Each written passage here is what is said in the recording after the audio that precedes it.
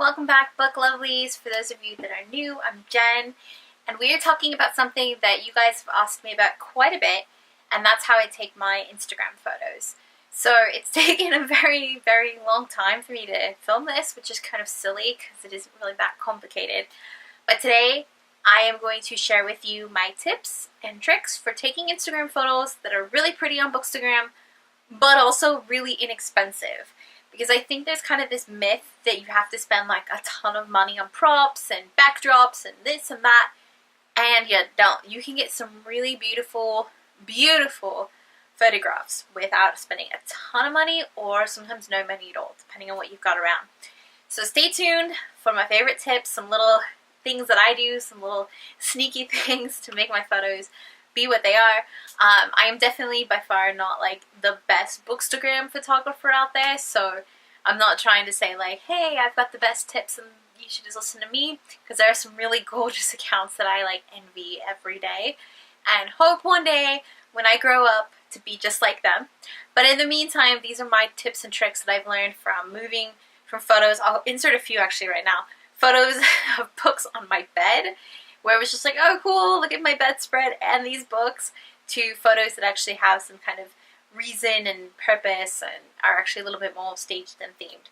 So if you want to know how to do it on a budget, let's get started. Okay, so let's talk about this photo here. So this is a photo I'm actually posting on my Instagram, on Bookstagram right now, to promote these awesome bookmarks. It looks like I am on a nice wood surface, but the truth is I'm actually on my bed. You can see my EV Bookish bedding right here. So let me deconstruct this for you guys and kind of tell you what it is. So this is actually just a little bag that I got on sale at Macy's. It came as part of a set, and I love the holographicness of it, so I use it often. These are just little flowers that I bought for $5. It came with the whole bundle. It was on sale at Michael's. Normally it was like 10 bucks, but because it was on sale, it's only $5. Yeah. This is actually a cheap little flower headband that I got somewhere. Really, really inexpensive. Probably like Claire's or icing. So not expensive at all. This is an Alice in Wonderland book. They fit the bookmark that I was going for. Got this one for like $7.98, $7.95, whatever the Barnes & Noble bargain discount is. It's a gorgeous book. Haven't gotten the sticker off yet fully because they're terrible. But this makes for a really, really pretty prop, but it also just makes really pretty stuff on the bookmarks, or bookshelf. So this is what I want to talk to you guys about. So if you want really good backgrounds that look really nice but are very inexpensive, this is the way to go. So all this is poster board. Let me come over here, I'll show you. It's poster board that I got at Hobby Lobby for $1.99, which is a steal. So it's easy to move, it's easy to put wherever I want it to go. I can put it on any surface, and as you can see, it looks like a wood floor. So I actually have a couple of these. I'll show you them all in just a moment. But this is a really nice trick if you don't want to spend a ton on wood, because the wood can be very expensive and you don't want to put it all together and figure out where to store it. Believe me, this $1.99 poster board. So there is a nice little trick for taking really nice photos, because otherwise I'd have this background, which as much as I love it and as pretty as it is, it's a little too busy, and this just changes it. So that's tip number one. Let me show you guys the other poster. So these are the other ones I've got. This one's probably my favorite because I love the white backgrounds. I'm very into white backgrounds and keeping everything very crisp and clear. This one again was $1.99 at Hobby Lobby. See? This next one reminds me of the Court of Dreams, Valeris. It reminds me very much of a Sarah J. Maas book, the Court of Thorns and Roses series. It's got really pretty like little metallic stars and constellations in it. This one was a little bit more expensive. I guess they consider this like a premium one. But still, guys, it's upside down. But it was $3.99, which you can't beat. I mean, really. This one's also really, really pretty. It's a little busy for me, but I have used it in some of my photos. I'll insert one right here for you guys. Depending on what you're doing with it, it's really pretty. But I love that it's kind of got some lighter splotches to it. and some darker ones, and I just love the floral print. It's very girly and very pretty. This one was also $1.99. So again, you can get all these lovely, lovely backdrops for very inexpensive at Hobby Lobby. If you guys have your own arts and crafts shops like Michael's, I haven't seen anything there, or whatever you've got in your country or your state.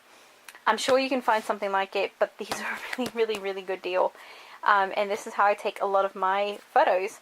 So while we're talking about backdrops, while we're talking about inexpensive ways to make your photos pop, I got these pieces of paper, they're scrapbook paper at Michael's. They were really inexpensive. Some were as cheap as 49 cents a piece. Some were a little bit more depending on the paper, but they're really not badly priced.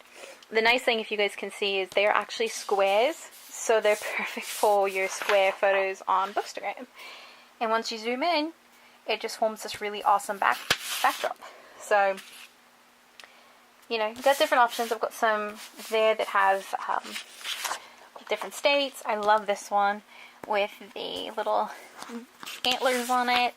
This one's also a favorite of mine. It's just book paper.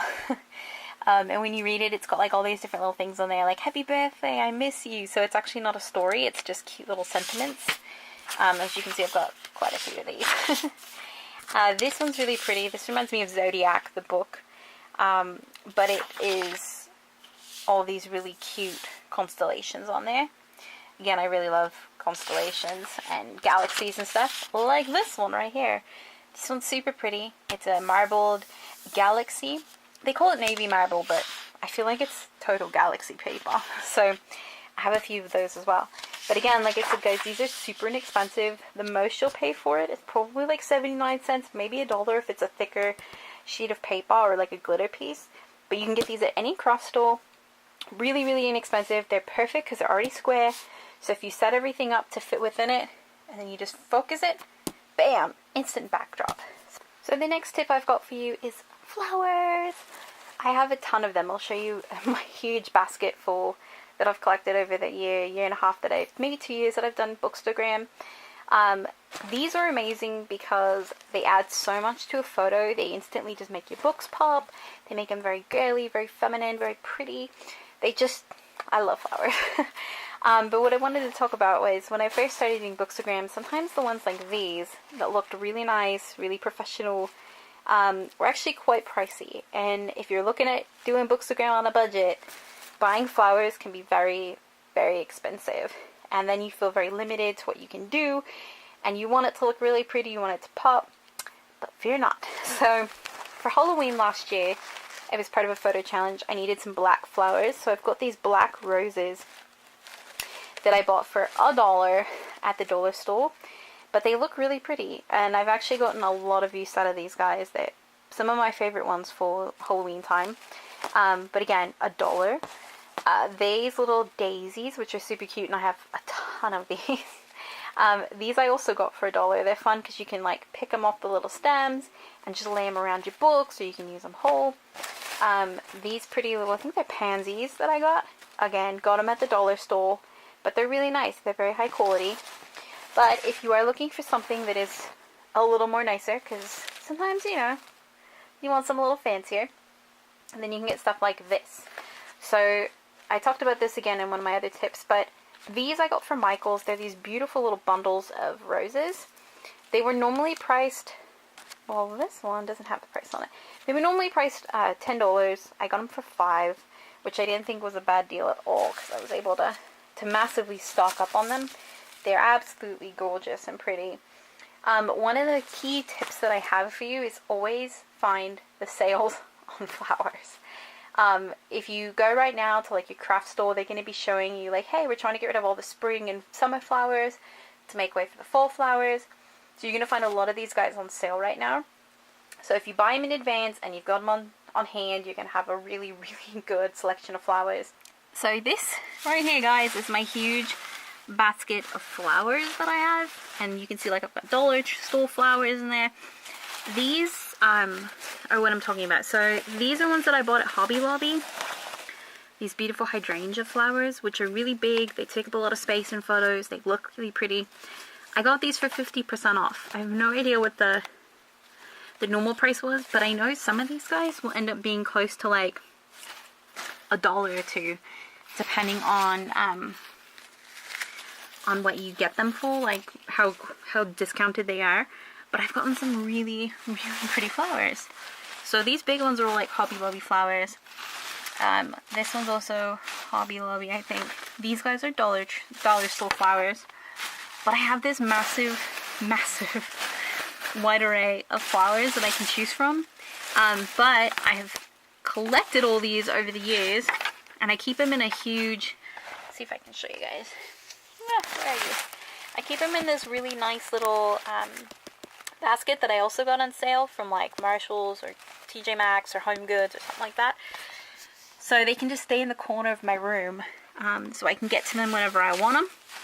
But as you can see, there's stuff for all different times of the year. Like we've got little fall leaves there, we've got roses, we've got cute little ones.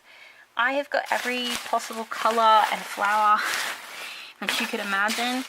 And I try to keep them pretty organized in here, but again, all of these were on sale, all these were discounted. So my next tip for taking really amazing photos but making it inexpensive is use what you've got. If you've got Pop Funkos, they are always adorable to add, like this little Baymax right here. You can add cute little accents like this little bird that I got. If you've got cute little stuffed animals, you can add that. These little pictures you can get pretty much everywhere. You could even do a little DIY, make them yourself. Oops. I've got these little containers here that I actually made myself a while ago. These are little fairy jars. The jars were really inexpensive. I got them on sale at Michael's. And then inside I painted glitter. I don't know if you guys could see it. There we go.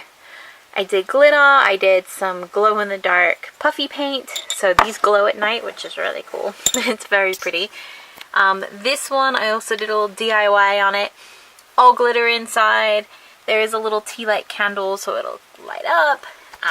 These were a gift from a friend, but they're these adorable little like ice cream cones. I've got other little things up here. Yeah, tons of stuff. Candles are another really good thing. So if you've got any type of candle, it doesn't have to be a special Bookish candle, although they're super cool. These look gorgeous, whether they're just sitting there, whether they're lit up. So I've kind of got a ton of candles back there. Got my little owl. These mugs that I've got right here, I got on sale at Marshalls, TJ Maxx, Home Goods, a ton of places, Ross. So always go and check those places. You don't have to spend a ton of money on them to get them. I think this guy was like $3, and this one was also about $3. Sometimes they're even less than that. So, you know, look around, guys. This I bought when I was living in Australia. So there's all kinds of fun things you can use. This I got on sale at Marshalls. So I think it was no more than like $5. It looks really pretty with its like iridescent stuff. This mask back here was a birthday gift. So I can just kind of pull whatever I want from my little stash here. And if we go back up my messy bookshelf, you can see there's all kinds of fun little things that we can pull. Like this little cheap, inexpensive thing, that candle, little macaroon. I do have my Bookish candle here. This I got really inexpensive at Kirkland Home.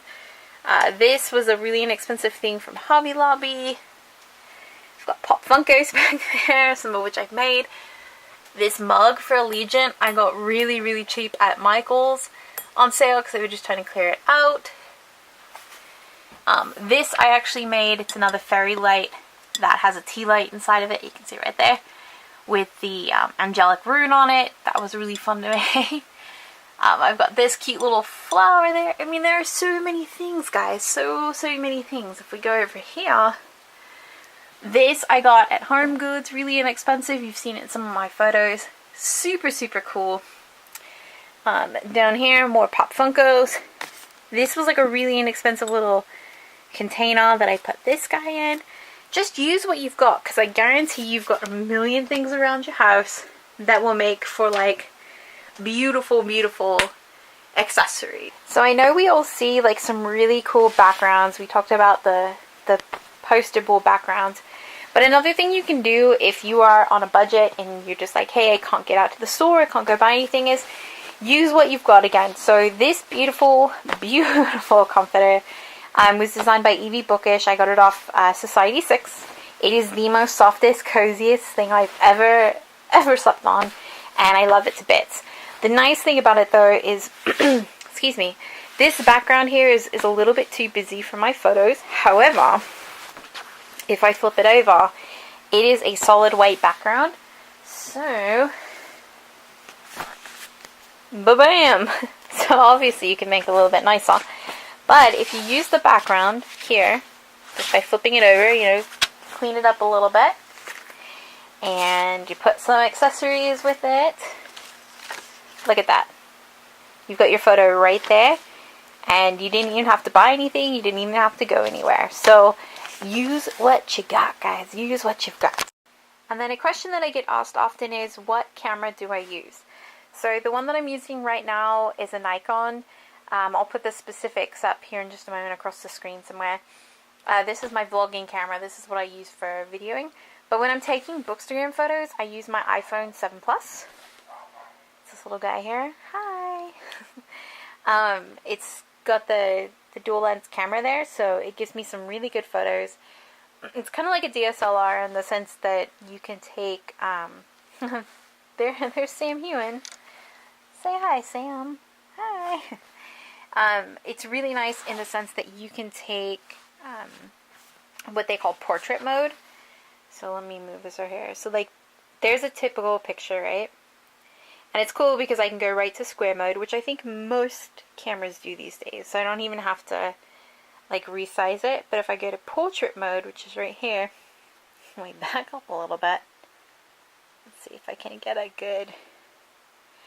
So I don't know if you guys can see that, but you see like up at the top part there how it's kind of blurred out a little bit and it just focuses on the book. And they call it what they call that depth effect. So let me hold it this way. And I'll take that photo. And then I'll actually insert these photos for you guys so you can see them a little bit better. But that's it without depth effect, and that's it with it. And you can see that whole part back there is just blurred out like you would get with a DSLR camera, which just totally makes that photo pop even more. So this is all I use. Okay. So those are just some of my tips and tricks, some information for you guys. I hope that it was helpful for you. I hope that it inspires you to go out there, see what you've got around your house, see what you've got just kind of at your disposal, and start taking some really incredible photos. I would like to do more videos like this if you guys are interested, so please give this video a big thumbs up if you guys like it. If you do, the next one I'm going to talk about is going to be my favorite photo editing apps, and we're going to get into kind of different variations of that, how I edit my photos, because let's be real, when you take a photo, it never comes out the way you want it. You kind of have to adjust it. So that would be the next one, my apps, and then I would love to talk some more about Bookstagram and just some really cool stuff. So if you guys are interested, please, like I said, give it a thumbs up, hit that subscribe button, and keep coming back for more. And also, if you are looking to grow your Bookstagram account, your Instagram account, your brand, your blog, whatever it might be, I am actually starting up a social media management consultant company called Happy Lil Media. You can find the link down below. We are starting to kind of build it very slowly, so the website has some content on it, not as much as I would like at the moment, but it's a work in progress. But you will be able to go on there, see what we can offer. We do consultations to help you build your account, to help you kind of see what's working, what's not working, to establish your brand, to do some really, really cool stuff. And I've been really excited to tell you guys about this because it's been kind of in the works for, I don't even know how long, it's been a while, it's been a minute. But I am really, really excited about it, and I hope to be working with you guys very soon so that we can really help you build the dream Bookstagram account or Instagram account or brand or whatever it is that you've got going on that you've always dreamt of having. So definitely hit that link below. Let me know what I can do to help you if you've got questions on that. I'm always just an email away. And until next time, happy reading and happy writing, book lovelies.